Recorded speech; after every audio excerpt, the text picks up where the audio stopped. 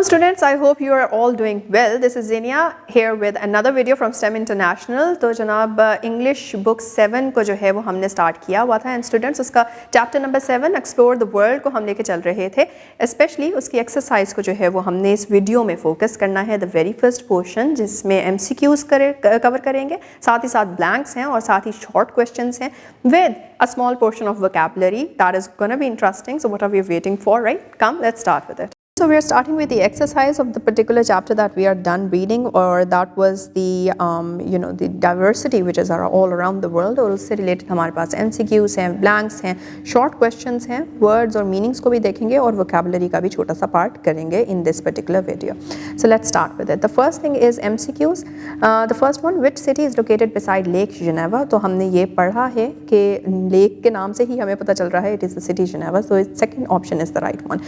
Which organization has its office in Geneva? तो ये भी हम पढ़ चुके हैं. दो ऑर्गेनाइजेशंस का नाम हमने पढ़ा था, एक तो यूनाइटेड नेशंस का और दूसरा रेड क्रॉस का, और ऑप्शंस में हमारे पास यूनाइटेड नेशंस है. Therefore second option is the right one. Shenzhen is famous for. Shenzhen किस चीज़ के लिए जो फेमस था ये हमें यांग ने बताया था. एक मॉडर्न सिटी था चाइना का, उसके बारे में हमने पढ़ा था. इलेक्ट्रॉनिक डिवाइसेस के लिए जो है वो पहचाना जाता है. इलेक्ट्रॉनिक डिवाइसेस टेक्नोलॉजी का पार्ट बनता है. Therefore third option is the right one. Which city is known as the technology hub of China? तो चाइना का टेक्नोलॉजी हब कौन सा था? अगैन वो आपके MCQ के साथ ही जो है उसका लिंक है. शेंजन को हमने पढ़ा था. Therefore the fourth one is the right answer. And then we have the last MCQ, which city is called the heart of Pakistan? तो ये भी हम पढ़ चुके हैं, जो कि हमें किसने बताया था? आलियान ने, कि लाहौर जो है उसको पाकिस्तान का दिल कहा जाता है. So the third option is the right one. Now we move forward with the blanks. Tokyo is the capital city of. हमने ये पढ़ा था on the second page कि टोक्यो जो है वो किधर का कैपिटल सिटी है? जापान का. Japan is an island country surrounded by the, ये भी हम पढ़ चुके हैं, Pacific ocean. The capital city of south Korea is. South Korea का जो कैपिटल सिटी है उसके बारे में भी पढ़ चुके हैं, जहाँ से हमने ये भी पढ़ा था कि एनीमे वगैरह, K-pop एक्सेट्रा की जो है वो ओरिजिनेट किया. So that is Seoul.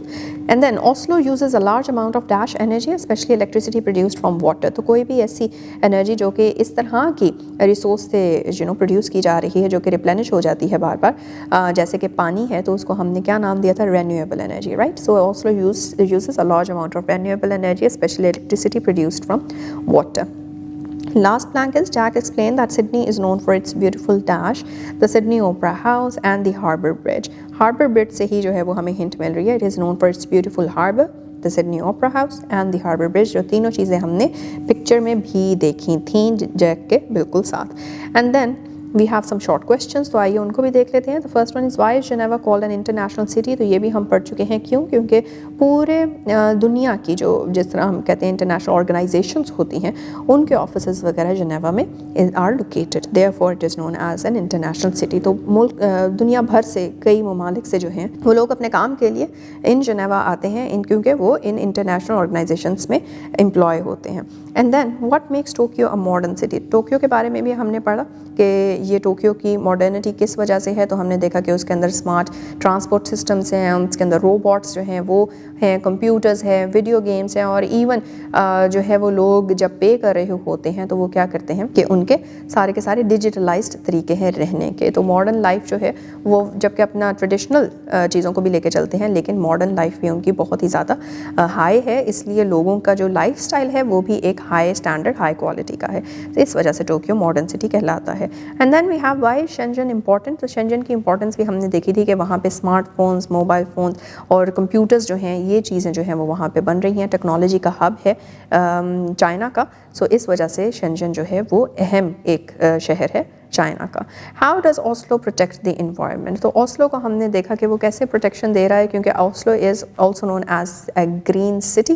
Green city होने के पीछे क्या क्या चीज़ें हैं? कि एक चीज़ तो ये है कि वो डिपेंड करता है आपके रेन्यूएबल एनर्जी रिसोर्सेज के ऊपर. रेन्यूएबल एनर्जी रिसोर्सेज की वजह से जब एनर्जी प्रोड्यूस होती है तो फिर पोल्यूशन प्रोड्यूस नहीं होती, और पोल्यूशन प्रोड्यूस नहीं होती इसकी वजह से जो माहौल है वो आलूदगी से पाक रहता है.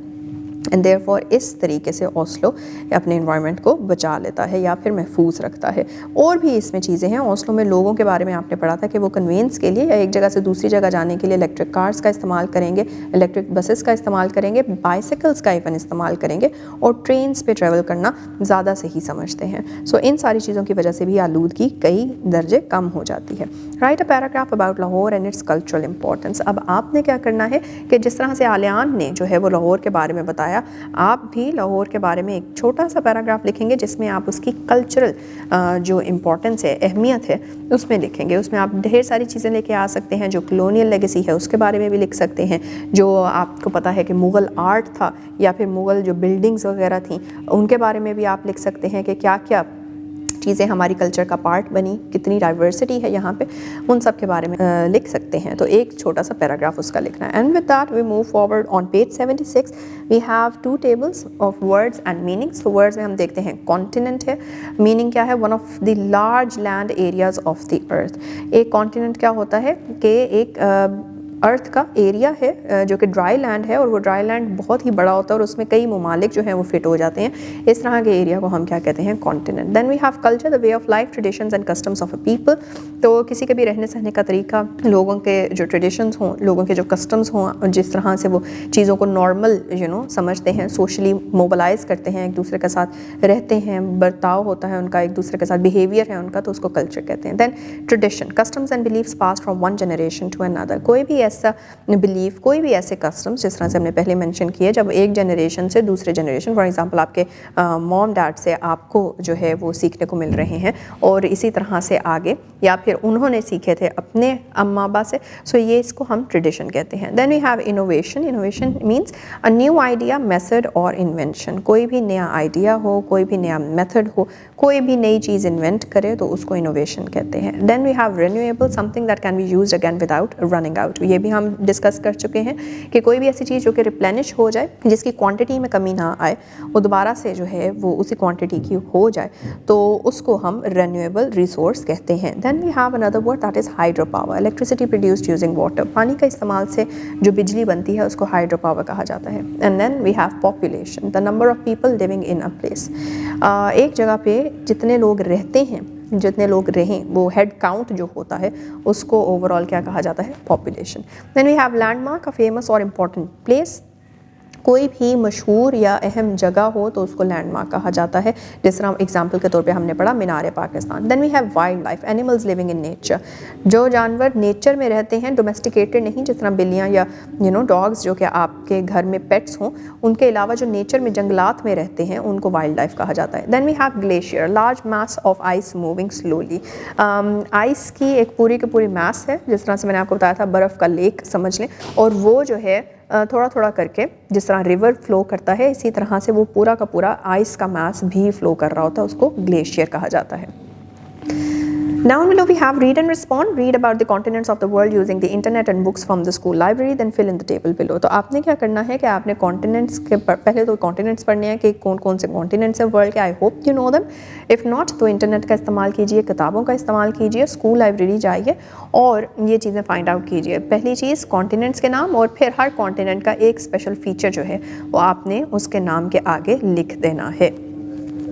And with that we move on with the vocabulary part. Vocabulary में हम आज क्या पढ़ने जा रहे हैं? हम पढ़ने जा रहे हैं sensory words. What are sensory words? A sensory word is a descriptive word that makes a connection with the 5 senses of the reader.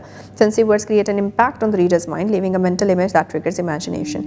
कोई भी ऐसा word जो कि descriptive हो, description दे किसी भी चीज़ की, और वो 5 senses को जो है वो trigger करता हो. वो 5 senses क्या हैं? आपकी जो है सेंस ऑफ टच है, सेंस ऑफ सीइंग है, हेयरिंग है, स्मेल है, एट्सेट्रा. तो इन चीज़ों को जो है वो इनके साथ कनेक्ट करें और फिर एक इम्पैक्ट ऐसा बनाएं कि जब आप टेक्स्ट को पढ़ रहे होते हैं तो वो टेक्स्ट में जो कुछ भी होता है वो आपको जो है वो एक इमेज के तौर पे आपके दिमाग में चलना शुरू हो जाता है. राइट. सो इस चीज़ को आप सेंसरी वर्ड्स के थ्रू जो है वो क्रिएट करते हैं. The first task 1 is write your first name and for each letter of your name write a sensory word. जिस तरह से एग्जाम्पल के तौर पे हमारे पास नाम है दानिश, और दानिश से आगे देखते हैं डी इज़ फॉर डाजलिंग, राइट तो आपको दिमाग में एक पर्टिकुलर इमेज जो है वो फील हो रही है. A is for abrasive, abrasive का मतलब जो है खुरदरा, right. N is for narrow, narrow आप देख रहे हैं कि थोड़ा सा रास्ता तंग होता जा रहा है. आई इज़ फॉर इची, खारिश जिससे होगा. एस इज़ फॉर स्क्रीचिंग, मतलब स्क्रीचिंग का मतलब जिस तरह से बोर्ड के ऊपर अगर नाखून को ड्रैग किया जाए तो एक आवाज़ आती है अजीब सी, और फील होता है नाखूनों में, अजीब सी फीलिंग आती है, उसको स्क्रीचिंग कहता है. Then H is for humming, humming मतलब किसी फॉर एग्जांपल आप हम करते हो, आप गाना जो है वो गाते नहीं हो लेकिन आप उसकी साउंड को जो है वो करते हो, तो दैट इज़ हमिंग, राइट.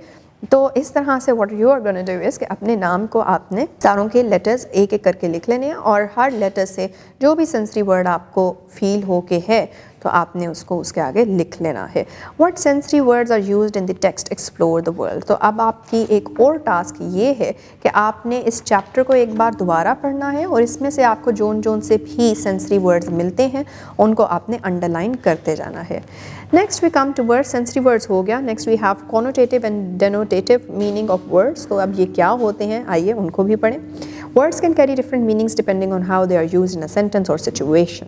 अल्फाज जो हैं वो अपने साथ एक डिफरेंट मुख्तलिफ मीनिंग लेकर आते हैं. किस चीज़ पे डिपेंड करता है कि वो एक पर्टिकुलर सेंटेंस, एक पर्टिकुलर जुमले में या एक पर्टिकुलर सिचुएशन में किस तरह से इस्तेमाल किया जा रहा है. The dictionary meaning of a word is called its denotative meaning. The emotional, implied और associated meaning of a word is called its connotative meaning. तो ऐसा लफ्ज़ या ऐसा मीनिंग जो कि आपको डिक्शनरी से मिलता है किसी लफ्ज़ का, उसको डेनोटेटिव मीनिंग कहा जाता है. जबकि उसके साथ जो एक फीलिंग अटैच होती है, एक इमोशनल या फिर एसोसिएटेड मीनिंग आता है depending on the context of the text, तो उस पर्टिकुलर मीनिंग को क्या कहा जाता है, connotative meaning. Now we have some examples, आइए उनको पढ़ लेते हैं. Example, the first one is the word polite. Denotative meaning क्या है, showing good manners and respect for others. So sentence क्या बनेगा, the students were polite to their teacher. Connotative meaning में अगर हमने इसको देखना हो तो आता है socially correct but not always sincere. Tense के तौर पे द परफॉर्मर्स या फिर the performance was greeted with polite applause from the audience. एक पोलाइट अपलॉज के तौर पे अगर हम उसको देख रहे हैं तो हमें पता चल रहा है कि वो सोशली तो करेक्ट है, मतलब परफॉर्मेंस खत्म हुई तो उसके बाद तालियां तो बज गई, लेकिन इट वॉजंट सिंसियर कि वो वाकई में उनको अप्रिशिएट करने के लिए नहीं बजाई गई थी, बस एज अ फॉर्मेलिटी उनको पूरा किया गया था. सो ये एक कॉनोटेटिव मीनिंग हमने ले लिया पोलाइट का. The second word is refined. Connotative meaning उसका देख लेते हैं. Polite, well educated and able to जज द क्वालिटी ऑफ थिंग्स. तो एक तो बंदा पोलाइट हो, एक वेल एजुकेटेड हो और दूसरा उसके पास ये एबिलिटी हो कि वो चीज़ों की क्वालिटी को जो है वो जज कर लेता है कि ये सही बात है, करने वाली नहीं है, ये चीज़ ठीक है, ये चीज़ नहीं है. सेंटेंस के तौर पे everyone admired her refined behaviour at the formal event, right. तो इसमें हम देख रहे हैं कि एक इंसान के बिहेवियर की बात हो रही है. अगर हम डेनोटेटिव मीनिंग की तरफ जाते हैं तो made pure by having other substances taken out of it. तो रिफाइंड, आपने रिफाइंड सॉल्ट में भी आपके घर आता होगा, आपने देखा होगा मार्केट में. तो उसमें ये क्या होता है कि रिफाइनमेंट का मतलब होता है कि उसमें से जितनी भी ऐसी चीज़ें थी जो उसको इम्प्योर बना रही थी वो चीज़ें उसमें से निकाल ली गई और अब आपके पास बिल्कुल प्योर जो है वो मटेरियल आ चुका है. सेंटेंस के तौर पे doctors advise reducing the use of refined oil in daily meals. इसी तरह से we have a third word and that is innocent. Innocent का डेनोटेटिव मीनिंग देख लेते हैं. Not guilty of a crime or wrongdoing. Innocent वो होता है ना तो जिसने कोई गलत काम किया हो या फिर किसी ने कोई क्राइम जो है वो किया हो, कमिट.